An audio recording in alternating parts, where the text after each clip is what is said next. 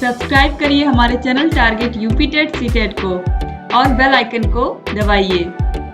Hello friends, मैं रेनू स्वागत करती हूँ आप सभी भावी अध्यापक एवं अध्यापिकाओं का आपके अपने channel target UP TET CTET में। दोस्तों, आज हम पढ़ने वाले हैं आपके हिंदी सब्जेक्ट में लेसन नंबर 10 और लेसन नंबर 10 है औपचारिक अनौपचारिक पत्र लिखना।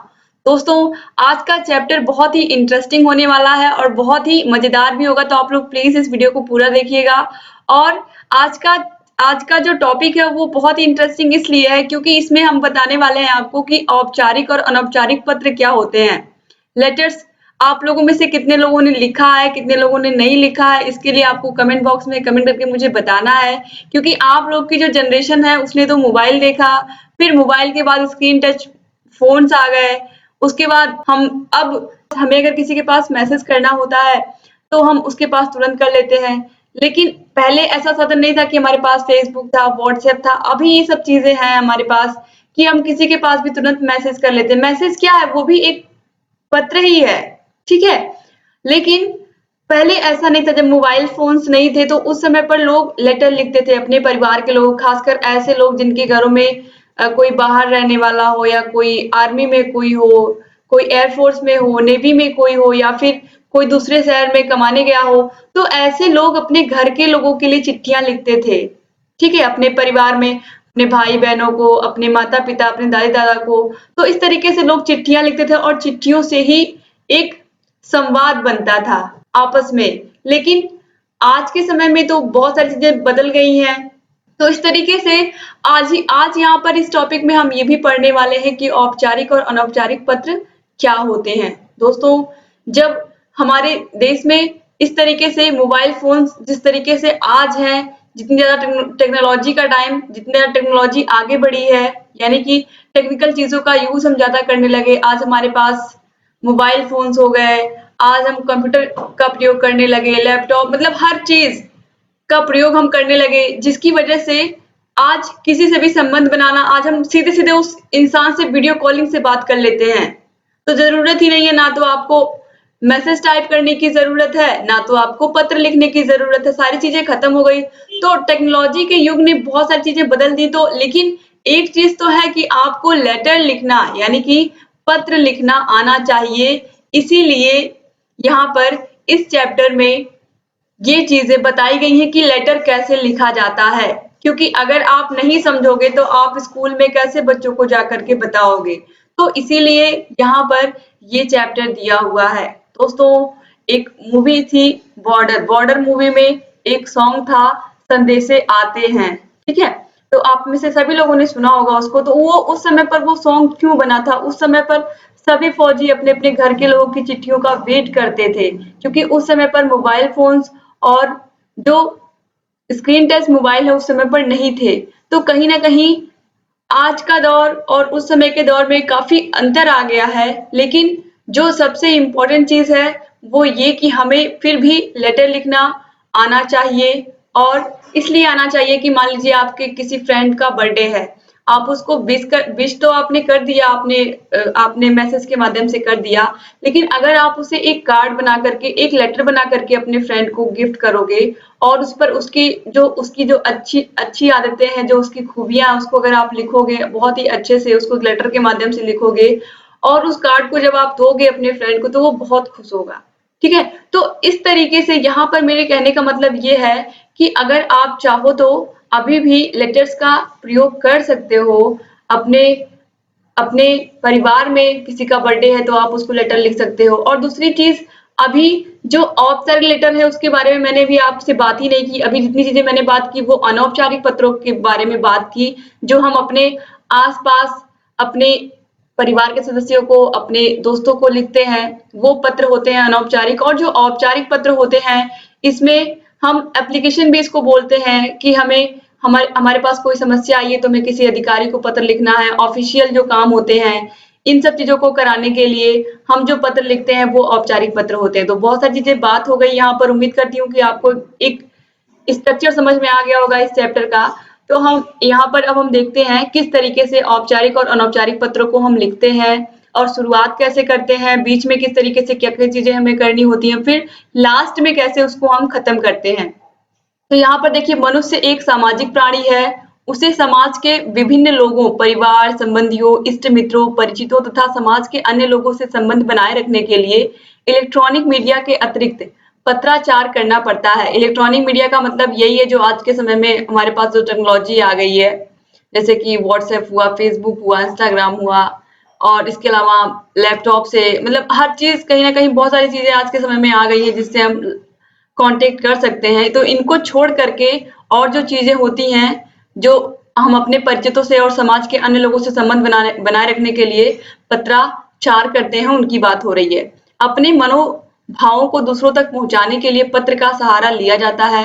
अतः प्रत्येक शिक्षित व्यक्ति से अपेक्षा की जाती है कि वह अच्छी तरह से पत्राचार करने में समर्थ हो। पत्र लेखन में दक्षता प्राप्त करने के उद्देश्य से ही इस इकाई का निर्माण किया गया। अतः इस इकाई को पढ़ने के बाद आप पत्र के महत्व से परिचित हो सकेंगे। इसके अलावा पत्र लेखन की विशेषताओं से परिचित हो सकेंगे, पत्र के प्रकार जान सकेंगे, औपचारिक एवं अनौपचारिक पत्र में अंतर समझ सकेंगे, अपने मनोभावों, व्यक्तिगत समस्याओं, विचारों आदि की लिखित अभिव्यक्ति की क्षमता विकसित कर सकेंगे। तो ये चैप्टर बहुत ही महत्वपूर्ण है। मैंने शुरू में ही आपसे बताया कि बहुत ही इंटरेस्टिंग भी है। अब एक पत्र में उसके लेखक की भावनाएं ही व्यक्त नहीं होती हैं, बल्कि उसका व्यक्तित्व भी उभरता है। इससे लेखक के चरित्र, दृष्टिकोण, संस्कार, मानसिक स्थिति, आचरण आदि सभी एक साथ उभरते हैं। अतः पत्र लेखन एक प्रकार की कलात्मक अभिव्यक्ति है। जीवन में पग पग पर हम सभी को पत्र लेखन का सहारा लेना पड़ता है, जैसे प्रार्थना पत्र, आवेदन पत्र, सामाजिक संबंधों एवं विविध व्यवसायों तथा शासकीय अशासकीय अनेक कार्य हेतु पत्र का आश्रय लेना पड़ता है। संक्षेप में पत्र के महत्व को इस प्रकार से देखा जा सकता है। पत्र में अपनी बात विस्तार से कही जा सकती है। पत्र को पढ़कर अपनेपन का जो भाव झलकता है वैसा अन्य साधनों द्वारा नहीं। यहाँ पर बताया गया है कि जो प्रार्थना पत्र होते हैं, आवेदन पत्र होते हैं, जो कि हमें लिखने पड़ते हैं, ठीक है। तो ऐसा नहीं है, और सारी चीजें तो हमने अपने परिवार के सदस्यों से, अपने हित मित्रों से तो हमने व्हाट्सएप से बात कर लिया, फेसबुक से बात कर लिया, लेकिन जो ऑफिशियल लेटर्स होते हैं, जो प्रार्थना पत्र होते हैं, आवेदन पत्र होते हैं, इनको हमें लिखना ही पड़ता है। तो इसलिए हमें अभी भी लेटर लिखना आना बहुत जरूरी है, ठीक है। अब देखिए इसके बाद अधिकारियों आदि तक अपनी बात पहुंचाने के लिए केवल पत्र को ही माध्यम बनाया जा सकता है, ठीक है। अगर आपको किसी अधिकारी को पत्र लिखना है, अब वो चाहे वो जिलाधिकारी हो, चाहे वो बीएससी महोदय हो, चाहे वो एसडीआई हो, जो भी अधिकारी हैं, खासकर शिक्षा विभाग की बात मैं कर रही हूँ, इसमें खंड शिक्षा अधिकारी को एसडीआई बोलते हैं। इसके अलावा जिला बेसिक शिक्षा अधिकारी को हम बीएससी बोलते हैं। तो इस तरीके से इनको खासकर लेटर लिखने पड़ते हैं टीचर्स को। तो आपको जब लेटर लिखने आएगा तभी तो आप अच्छे से लिख पाओगे। अब देखिए पत्र द्वारा लेखक की योग्यता का अनुमान लगाया जा सकता है। इसके अलावा पत्र द्वारा पत्र लेखक अपनी बात प्रभावशाली ढंग से क्रमानुसार तथा व्यवस्थित कह सकता है। पत्र लिखते समय ध्यान देने योग्य बातें: पत्र की भाषा सरल और स्पष्ट होनी चाहिए। पत्र में व्यक्त की गई संक्षिप्त, सारगर्भित, प्रभावशाली तथा व्यवस्थित ढंग से प्रस्तुत की गई हो। पत्र पढ़कर पाठक को लेखक के अभिप्राय के विषय में किसी प्रकार का भ्रम नहीं होना चाहिए। पत्र में भेजने वाले का नाम, पता, दिनांक आदि स्पष्ट उल्लेख हो। ये बहुत जरूरी है कि जिसको भी आपने लेटर लिखा है, ठीक है, तो अगर आप लिख रहे हो तो आपको अपना नाम, पता और दिनांक का स्पष्ट उल्लेख करना चाहिए। अब पत्रों के प्रकार पर आ गए हम। यहाँ पर देखिए दोस्तों, पत्र दो प्रकार के होते हैं, औपचारिक और अनौपचारिक। तो औपचारिक देखिए, औपचारिक पत्र ऐसे लोगों को लिखा जाता है जिनसे लिखने वाले का कोई व्यक्तिगत या व्यवहार या पारिवारिक संबंध नहीं होता, या फिर व्यवहारिक संबंध भी नहीं होता है। तो विद्यालय के प्रधानाचार्य को लिखा गया प्रार्थना पत्र, ठीक है। यहाँ पर औपचारिक पत्र ऐसे लोगों को लिखा जाता है जिनसे लिखने वाले का कोई व्यक्तिगत या पारिवारिक संबंध नहीं होता है। तो विद्यालय के प्रधानाचार्य को लिखा गया प्रार्थना पत्र, खासकर ये तो आप में से सभी लोगों ने लिखा होगा स्कूल में छुट्टी लेने के लिए, ठीक है। इसके अलावा अधिकारियों को लिखा गया पत्र, समाचार पत्र के संपादक को लिखा गया पत्र, पुस्तक विक्रेता या किसी व्यापारी आदि को लिखा गया पत्र, और नौकरी आदि के लिए आवेदन पत्र। अब अनौपचारिक पत्र, इस वर्ग में व्यक्तिगत तथा सामाजिक पत्र आते हैं। इस प्रकार के पत्र माता पिता, भाई बहन, दादा दादी, मित्र, सहेली या संबंधियों को लिखे जाते हैं, ठीक है। अब मूल्यांकन, पत्र लेखन के अंग पत्र लेखन के निम्नलिखित अंग होते हैं। यानी कि जो पत्र लेखन के अंग हैं, पत्र लेखन के निम्नलिखित अंग होते हैं: स्थान, दिनांक तथा पता। पत्र के सबसे ऊपर दाहिने किनारे पर पत्र लिखने वाले के स्थान, दिनांक और पता लिखा जाता है। संबोधन एवं अभिवादन, जिसे पत्र लिखा जा रहा है उसकी आयु, योग्यता, संबंध आदि के अनुरूप शब्द। ठीक है। विषय वस्तु, संबोधन अभिवादन के बाद लेखक को विषय वस्तु पर आ जाना चाहिए, जिसमें लेखक की दक्षता का पता चलता है। समाप्ति, पत्र के अंत में पत्र लेखक पत्र पाने वाले से अपने संबंध के अनुरूप शब्दावली का प्रयोग करता है तथा उसके नीचे हस्ताक्षर भी करता है। बच्चों के लिए प्रशिक्षु बच्चों को पत्र लेखन में निपुण बनाने के लिए शुरुआत में कुछ इस प्रकार के कार्य कर सकते हैं। दादी तुमसे नाराज हो गई हैं, तुमसे बात भी नहीं कर रही हैं, तुम्हें उनसे कहानी सुननी है। चलो आप दादी को पत्र लिखकर उनसे अपनी शरारत के लिए माफी मांगो और कहानी सुनाने का अनुरोध करो। इस तरीके से टीचर बच्चों को समझा सकते हैं स्कूल में कि दादी तुम्हारी नाराज हो गई है। तुमसे क्यों नाराज हो गई है? क्योंकि तुमने बहुत शरारत की है, तो दादी से तुम्हें माफी मांगनी है, तो तुम उनसे पत्र लिखकर माफी मांगो। तो बच्चे बहुत अच्छे से आपको बताएंगे कि कैसे वो अपनी दादी को पत्र लिखेंगे। अगर आपने थोड़ा बहुत भी उनको लेटर लिखना सिखा दिया है तो वो बहुत अच्छे से ट्राई करेंगे लिखने की, और आपको बहुत मजेदार चीजें पता भी चलेंगी, बहुत अच्छी अच्छी चीजें भी पता चलेंगी। अब इसके बाद है, तुम्हारी माँ बाजार जा रही हैं, तुम्हें भी उनके साथ जाना है। चलो माँ को पत्र लिखकर कहो कि तुम्हें भी उनके साथ जाना है। ये तो कॉमन सी बात है, जब भी बच्चे छोटे होते हैं, अगर माँ कहीं भी जा रही है तो उनको तो उनके साथ जाना ही है। तो इस तरीके से आप बच्चों को बता सकते हैं। बड़ा भाई तुम्हारी पसंद का खेल खेल रहा है, तुम्हें भी उसके साथ खेलना है। चलो भाई को पत्र लिखकर बोलो कि वह तुम्हें भी अपने साथ खिलाए। खासकर छोटे भाई बहनों की बहुत दिक्कत होती है कि बड़े भाई बहन उन्हें अपने साथ नहीं खिलाते हैं कई खेल। तो इस तरीके से आपको अपने बड़े भाई को मनाना है। अब इसके बाद दोस्तों यहाँ पर तुम्हें विद्यालय ले जाने के लिए अंग्रेजी की कॉपी, पेंसिल, कला के लिए रंग की जरूरत है। तुम्हें अपने पापा को एक कागज पर ये सारी चीजें लाने के लिए कहना है, यानी कि पापा मेरे पास पेंसिल नहीं है, कॉपी नहीं है, ठीक है, कलर्स नहीं है, तो आप इन सबको ले आइएगा। तो दोस्तों इस तरीके से यहाँ पर बहुत सारी चीजें हैं। इसके अलावा देखिए यहाँ पर है तुम्हारा जन्मदिन है और तुम अपने दोस्त को बुलाना चाहते हो, एक पत्र लिखकर उसे अपने जन्मदिन पर आने के लिए कहो। तो इस तरीके से यहाँ पर आप बहुत सारी चीजें हैं जो अपने मित्रों को पत्र लिख सकते हैं, अपने परिवार में किसी को पत्र लिख सकते हैं। ठीक है। अब पत्रों को लिखना कैसे है, कैसे आप संबोधन करेंगे, कैसे आप पत्र का प्रारंभ करेंगे और कैसे समापन करेंगे। सबसे पहले अनौपचारिक या फिर व्यक्तिगत पत्र।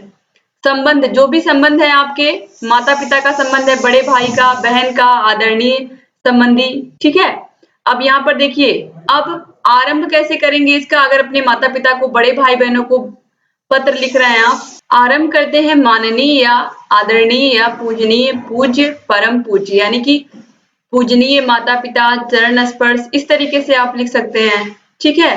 परम पूज्य माता पिता जी। ठीक है। अब समापन कैसे करेंगे, आपका आज्ञाकारी पुत्र, फिर अपना नाम आप लिखेंगे, आपकी आज्ञाकारी पुत्री, आप फिर अपना नाम लिखेंगे, स्नेहाकांक्षी, स्नेह भाजन। ठीक है। ये सभी लिख करके आप समाप्त करेंगे पत्र को। अब अगर आप अपने मित्र को या सहपाठी को पत्र लिख रहे हो तो प्रिय मित्र, आप उसका नाम लिखोगे अपने प्रिय मित्र का, मित्रवर, प्रिय बंधु। इसके बाद फिर समापन में आप क्या लिखोगे, तुम्हारा अपना मित्र, तुम्हारा अपना जो भी आपका नाम है उसको आप लिखोगे, अभिन्न मित्र आदि। इसके बाद अपने से छोटों को अगर आप पत्र लिख रहे हो, आपके छोटे भाई बहन है, तो प्रिय, परम प्रिय, जो भी आपके भाई बहन का नाम है, प्रियवर, चिरंजीवी, प्रिय। उसके बाद फिर समापन कैसे करेंगे, तुम्हारा शुभचिंतक, शुभेच्छु, शुभाकांक्षी।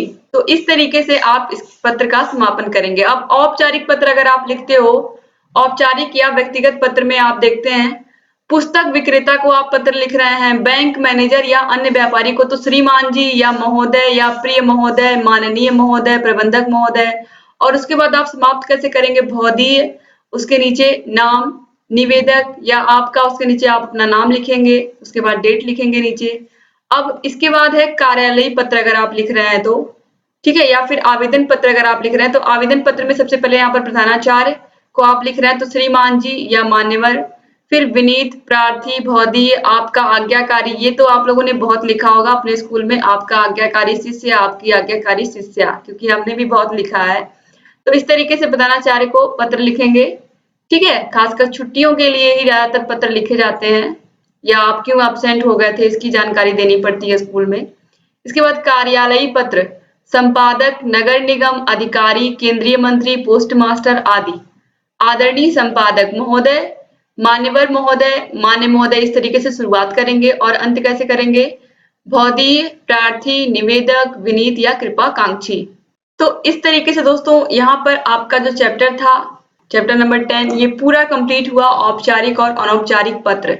तो इस तरीके से आपको दिमाग में रखना है कैसे आपको शुरुआत करनी है, कैसे आपको इस लेटर का अंत करना है, अपने से बड़ों को लिखना है तो किस तरीके के शब्दों का प्रयोग करना है, अपने सहपाठी या मित्रों को लिखना है तो किस तरीके के शब्दों का प्रयोग करना है, और अगर किसी को व्यक्तिगत प्रार्थना पत्र लिखना है आपको अपने लिए, आपको स्कूल में छुट्टी लेनी है, या फिर आपको कोई प्रार्थना पत्र लिखना है जिसमें आपको पुस्तक विक्रेता से कोई किताब मंगवानी है, तो इस तरीके से इनमें क्या किन शब्दों का प्रयोग करते हैं, इन सभी के बारे में आज आप लोगों ने देखा। उम्मीद करती हूँ दोस्तों आज का वीडियो आपको अच्छा लगा होगा और बहुत सारी चीजें आपको आज क्लियर हुई होंगी। तो वीडियो अच्छा लगा होगा तो प्लीज वीडियो को लाइक कर दीजिएगा और अपने सभी फ्रेंड्स को इसको शेयर कर दीजिएगा, और लगातार ऐसे ही हमारे चैनल से बने रहिए दोस्तों। आप लोगों के लिए लगातार हम वीडियोस लेकर के आते रहेंगे और लगातार ऐसे ही आप लोगों को मोटिवेट भी करते रहेंगे। बस आपको क्या करना है, आपको हमारे वीडियोस को लाइक करना है, अपने सभी फ्रेंड्स को ग्रुप में भी शेयर कर देना है ताकि अधिक से अधिक प्रशिक्षुओं तक ये वीडियो पहुंचे